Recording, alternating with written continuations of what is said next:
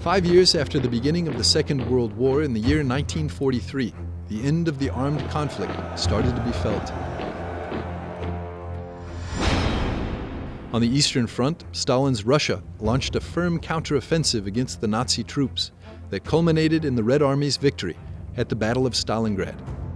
Meanwhile, on the Western Front, the Allies disembarked on the Sicilian coasts, thus commencing the advance of the so-called European fortress.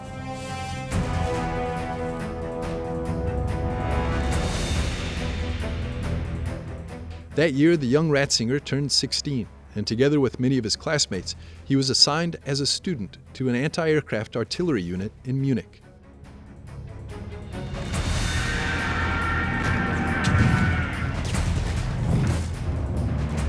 On September the 10th, 1944, Joseph's unit was dissolved, and they sent him home.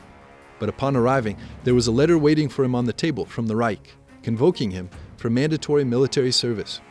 On September 20th, after an interminable voyage, he arrived at a camp on Austria's border with Hungary, where to his great surprise, he found many of his classmates from the school in Traunstein. At the end of October, Hungary fell into the hands of the Russian army that was inexorably approaching the Austrian border. In the face of this threat, the entire unit dedicated its strength to the construction of anti-tank trenches.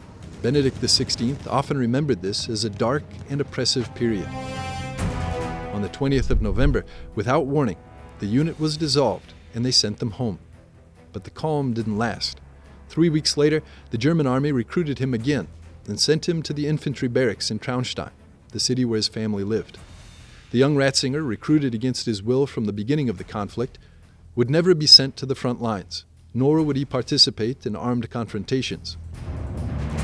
In 1945, during a routine march with the infantry, Joseph deserted. With the German defeat and the arrival of the Allies, the Ratzinger family home was converted into a military barracks. With many others, the young Ratzinger was identified as a soldier and made a prisoner of war. After a 3-day march, the group of prisoners arrived at the city of Ulm, where they were imprisoned in a camp with 50,000 other prisoners.